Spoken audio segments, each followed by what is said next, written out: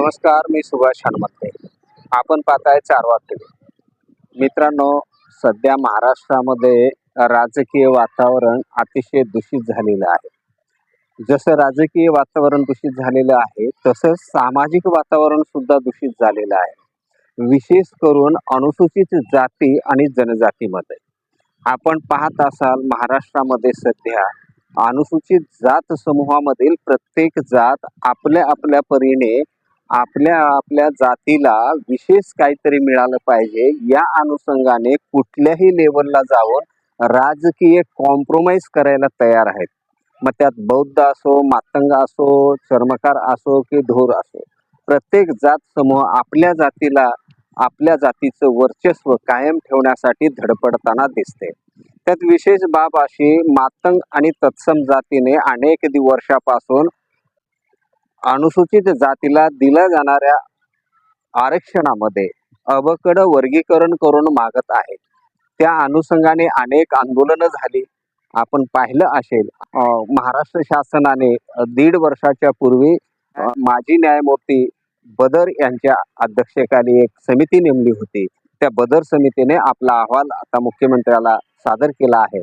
मुख्यमंत्र्यांनी ते स्वीकारलं आहे, पण आणखीन त्याच्यावर कार्यवाही झालेली नाही. असं असताना महाराष्ट्राचं बजेट चालू होतं तेव्हा अनेक आंदोलन त्याविषयी झाली. 19 तारखेला पद्मश्री मंदाकृष्णा मादिगा यांच्या नेतृत्वामध्ये मुंबईत एक मोठी आरक्षण परिषद होणार आहे. देशाच्या विविध राज्यामधून या आंदोलनाशी जुडलेले कार्यकर्ते त्याच्यामध्ये भाग घेणार आहेत. हा एक भाग. त्यानंतर लगेच 27 एप्रिल पासून लोकस्वराज्य आंदोलनाचे प्रमुख डॉक्टर रामचंद्र भरांडे यांच्या नेतृत्वामध्ये फार मोठ्या आंदोलनाची सध्या तयारी चालू आहे आणि ते मुंबईमध्ये आझाद मैदानामध्ये त्यांचं ते आंदोलन नियोजित आहे. हे सर्व पार्श्वभूमी पाहत असताना हा विषय तडीस जात नाही आहे. अनेक आंदोलन होत आहेत. इतर राज्याचा विचार केला तर तेलंगणा असेल, आंध्र असेल, कर्नाटक असेल, हरियाणा असेल, या सर्व राज्यांनी अबकड वर्गीकरण स्वीकारलेलं आहे, लागू केलेलं आहे. फक्त महाराष्ट्रामध्ये ते होत नाही आहे. याचं कारण समजत नाही. अशाच पद्धतीने काही जुने जाणते लोक आपल्या बरोबर आहेत. आपण याविषयी त्यांचं काय मत आहे हे आपण जाणून घेऊ. आपल्या बरोबर भगवान जाधव आहेत. ते गोपले साहेबांबरोबर अनेक वर्षापासून काम केले. मोर्चे आंदोलनामध्ये त्यांचा सहभाग राहिलेला आहे. ज्या पद्धतीनं समाजातून ताकद मिळायला पाहिजे आंदोलनाला, ते मिळताना दिसत नाही. पण सुरुवातीच्या काळाला याला खूप मोठी ताकद मिळायची. याचं कारण काय आणि महाराष्ट्र शासन एवढे दिरंगाई काय करतं, हे याविषयी आपणाला काय वाटतं? तर मी भगवान कृष्णाजी जाधव, मी गोपले साहेब यांच्या प्रत्येक आंदोलनामध्ये सहभागी झालेलो आहे आणि त्यावेळेस हे आंदोलन फार मोठ्या प्रमाणात सगळ्या ठिकाणी गाजत होते. त्याचप्रमाणे हे गाजत असताना बाबासाहेब गोपलेंनी शासनाकडे ज्या मागण्या दिलेल्या होत्या त्यापैकी काही मागण्या मान्य झालेल्या आहेत, काही मागण्या आतापर्यंत प्रसिद्ध झालेल्या नाहीत. एक विषय असा आहे, आता 19 तारखेला एक परिषद आहे मुंबईमध्ये. त्यानंतर डॉक्टर रामचंद्र भरांडे यांच्या नेतृत्वाखाली आझाद मैदानावर फार मोठं आंदोलनाची यांची तयारी चालू आहे. तुम्हाला काय वाटतं, रामचंद्र भरांडे यांच्या आंदोलनाला लोकांचा प्रतिसाद, मुंबईकरांचा प्रतिसाद कसा मिळू शकेल, काय त्याविषयी काय म्हणाल? रामचंद्र भरांडे यांच्या देखील आंदोलनाला प्रचंड प्रतिसाद मिळाला असं माझे एक म्हणणं आहे.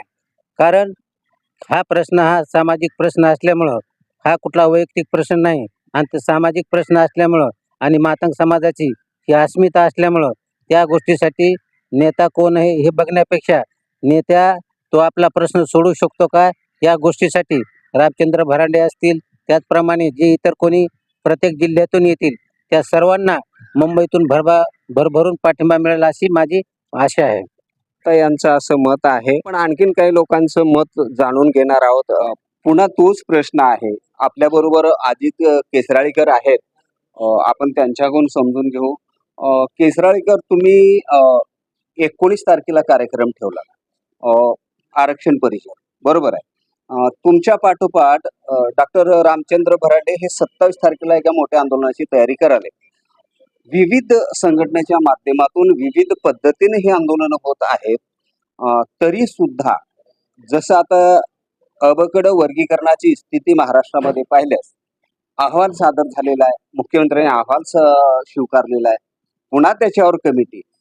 मग हे लागू कधी होणार आहे, याच्यावर कार्यवाही कधी करणार, याबाबत तुम्हाला काय वाटतं? सरकारला जर कारवाई करायचं होतं, उपवर्गीकरण लागू करायचं होतं, तर डॉक्टर बाबासाहेब गोखले यांनी जे आंदोलन केलं होतं 1997ला, त्यानंतर ज्या कमिटीचा रिपोर्ट आला, क्रांतीवीर लहुजी साळवे मातंग समाज अभ्यास आहे, त्यानंतर होणं अपेक्षित होतं. सरकार कोणाचंही असो, ह्या सत्ताधाऱ्यावर आमचा रोष एवढाच आहे, ह्या उपवर्गीकरणाच्या माध्यमातून वंचितांना न्याय कधी देणार? आता ह्या न्यायासाठी, सामाजिक समतेसाठी, सामाजिक न्यायासाठी समाजातले विविध संघटना काम करतायत, त्यांच्या पद्धतीनं काम चालू आहे, पण सरकारला काही जाग येत नाही. मी तुम्हाला एवढ्यासाठीच रुकवतो. ह्या मोठ्या प्रमाणात आंदोलन चालू आहे, याचा परिणाम सरकारवर काही होताना दिसतोय का, याबाबत तुम्ही काय म्हणाल? या आंदोलनाचा फारसा परिणाम झाले दिसत नाही. जर झाला असता तर 1 ऑगस्ट 2024ला जो सुप्रीम कोर्टाचा निर्णय झाला, त्या निर्णयानंतर एका महिन्यामध्ये एखादी कमिटी करून रिपोर्ट देता आला असतं. सुप्रीम कोर्टाच्या निर्णयामध्ये लहुजी साळवे आयोगाच्या संदर्भ ऑलरेडी आलेले आहेत. त्यात असं म्हटलेलं आहे, हरियाणा आणि पंजाबमध्ये अ आणि ब असे 2 गट केले, तर महाराष्ट्रामध्ये अ आणि ब करायला काही हरकत नव्हतं. तरी पण पुन्हा नव्यानं कमिटीचा घाट का घातला, आणि त्या कमिटी 3 महिन्याची असताना सुद्धा 1.5 वर्ष का लागतोय, हा माझा प्रश्न झाला. कारण हा तारीख पे तारीख ज्याप्रमाणे कोर्टात घडतं त्याचप्रमाणे सरकारमध्ये घडतं, हे चुकीचं आहे. सामाजिक न्याय देत असताना आज माघार 2-4 महिन्यापूर्वी जेव्हा विधिमंडळामध्ये स्टेटमेंट करण्यात आली, मुख्यमंत्र्यांनी एका ठिकाणी भाषणातही बोललं, 2,99,000 नोकर भरती होते महाराष्ट्रात. जर ह्याला जर वाढत गेलं, ती नोकर भरती होऊन गेल्यानंतर या वंचित घटकातले 56 जातीतले जे पहिल्यांदा संधी मिळणारे लोक आहेत, त्यांची संधी हुकल्या जाईल ना. एक पिढी अशी बर्बाद होईल. गेल्या 30 वर्षामध्ये असे 10-10 वर्षाची एक पिढी, 3 पिढ्या गेले, आणखीन किती पिढी बर्बाद करायचं? या वंचित घटकातले लोक आत्ताच कुठेतरी शिकायला लागलेत, त्यांना तात्काळ नोकरीचा लाभ मिळायला पाहिजे आणि उच्च शिक्षणासाठी मोठमोठ्या महाविद्यालयामध्ये यांना प्रवेश मिळायला पाहिजे. म्हणून जूनच्या अगोदर हे लागू होणं नितांत गरजेचं आहे. असं या समाजातल्या लोकांचं मत आहे, जूनच्या अगोदर लागू झालं पाहिजे. आपल्याबरोबर या अनुसूचित जातीमधील एक उद्योगपती म्हणून बांधकाम व्यावसायिक नरसिंग शिंदे आपल्या बरोबर आहेत. याबाबत त्यांचं काय मत आहे, आपण त्यांचंही मत जाणून घेणार आहोत. विशेष करून मुंबई आणि नवी मुंबईतल्या जे मांग जात समूहातील जे लोक आहेत, त्यांच्याविषयी असं म्हटलं जातं, मुंबईत कुठलंही आंदोलन झालं तरी त्यांचा प्रतिसाद मात्र खूप थंड असतो आणि तेवढ्या ताकदीने या आंदोलनाकडे ते बघत नाहीत किंवा सामील होत नाहीत. आता सध्याच्या स्थितीमध्ये 19 तारखेचं मंदाकृष्ण मादिगा यांच्या अध्यक्षतेखाली जे कार्यक्रम होत आहे, त्यांच्या पाठोपाठ रामचंद्र भरांडे यांच्या अध्यक्षतेखाली एक कार्यक्रम व्हावा घातलाय 27 तारखेपासून. हे 2 महत्वाचे आंदोलन या महाराष्ट्रामध्ये आणि विशेष करून मुंबईमध्ये होत असताना मुंबईमधील मांग जात समूह या आंदोलनाकडे कसं बघतंय आणि कशा पद्धतीने याच्यामध्ये पार्टिसिपेट करणार आहात, त्याच्याबद्दल तुम्ही काय सांगाल? नाही, असं सर्व आपल्या समाज बांधवांना माहिती आहे हे कार्यक्रम, आणि त्याचबरोबर त्यांना हेही माहिती आहे की आपल्यासाठी लढणारा, झगडणारा मोठा ताकदवर नेता मंदाकृष्ण मादिगा आपल्या सोबत आहेत. म्हणून इथलाही जे मुंबईतलं जे मांग समाज आहे किंवा मादिगा समाज आहे, ह्या सर्व समाजाने ताकदीनं उभं राहण्याचं आपल्याला आश्वासन दिलेलं आहे, आणि आम्ही त्यांनाच जागृती करण्यासाठी आम्ही प्रत्येक गल्लोगल्ली सभा घेत आहे. त्यामुळे ह्या सभेला मोठ्या संख्येने येतील. आणि आता राहिली गोष्ट भरांडे सरांनी त्यांच्या पद्धतीनं त्यांचं काम करतात, त्यांना आमच्या शुभेच्छा आहेत. आणि त्यातही करणाऱ्या लोकांसाठी आम्हाला असं म्हणणं नाही की आमच्या इथे त्यांना बंधन आहे, तेही या सभेला येऊ शकतात आणि आमचेही लोक त्या सभेला जातील.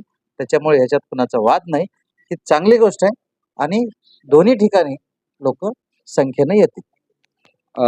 बघूया, दोन्ही ठिकाणी मुंबई आणि परिसरातला मांग समाज मोठ्या ताकदीनं सामील होईल असं यांचं मत आहे. येणारा काळ ठरवेल. पण एक गोष्ट निश्चितपणे अशी सांगता येईल, जो समाज उपद्रवी मूल्य जोपासतो किंवा वाढवतो त्या समाजाची दखल घेतली जाते. बघूया येणाऱ्या काळामध्ये शासन या सर्व आंदोलनाला कसं घेता येते.